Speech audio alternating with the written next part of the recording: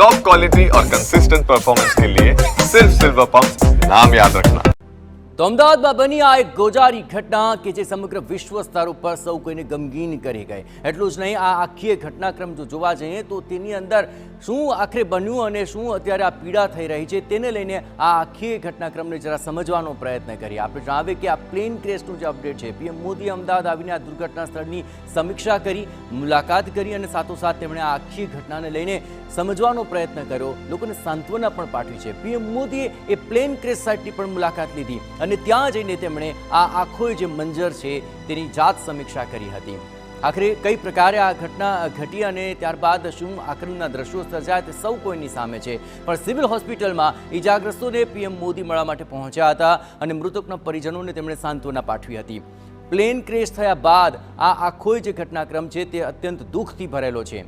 Civil હોસ્પિટલમાં ઇજાગ્રસ્તોને જ્યારે પીએમ મોદી મળ્યા, આ ઉપરાંત અંજલિ રૂપાણી પણ પહોંચ્યા અમદાવાદ અને પીએમ સાથે તેમની પણ મુલાકાત થઈ। વડાપ્રધાન નરેન્દ્ર મોદીએ તેમને પણ સાંત્વના પાઠવી છે। આ એક મુશ્કેલ ઘડી છે, જીવનનો એક એવો તબક્કો છે કે જેની અંદર કોઈ પણ સહાનુભૂતિના શબ્દો છે તે ઓછા પડે, પરંતુ અચાનક આવી પડેલી આ દુર્ઘટના બાદ જે ગમગીની ફેલાય છે ત્યાં હવે માત્ર રહી છે તો સહાનુભૂતિ, માત્ર રહી છે તો સાંત્વના અને આ તમામ બાબતોને લઈને આ આખો જે મંજર છે વિશ્વ ફલક પર સૌ કોઈને આઘાત આપી રહ્યો છે।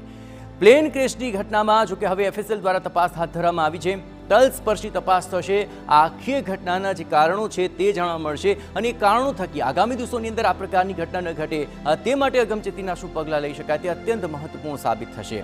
કારણ કે આ આખી ગોજારી ઘટનાની અંદર અનેક એવા પરિમાણ છે કે જે સામે આવ્યા છે।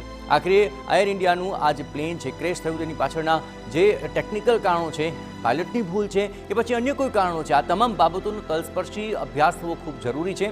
દુર્ઘટના સ્થળેથી એફએસએલ દ્વારા કેટલાક પુરાવા એકત્રિત કરવાની કામગીરી ચાલી રહી છે અને આ પુરાવા થકી એ ઘટનાના ટેકનિકલ ખામી છે કે અન્ય કારણો છે તેના સાચા કારણો જાણી શકાશે।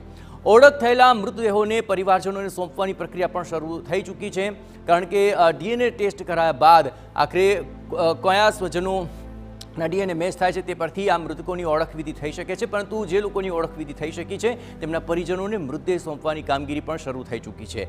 ડીએનએ થઈ રહ્યા છે તે સ્થળની આરોગ્ય પ્રધાને સમીક્ષા કરી હતી અને વહેલામાં વહેલી તકે ડીએનએ પરીક્ષણના પરિણામો સામે આવી જાય અને સ્વજનોને તેમના મૃતકોના જે મૃતદેહ છે તે મળી જાય તે માટેની પ્રક્રિયા પણ તેજ ગતિએ આપણે અત્યારે ચાલી રહી છે અને મૃતદેહ ઝડપથી સોંપાય તે માટે ઋષિકેશ પટેલે ખાસ ચર્ચા વિચારણા કરી છે।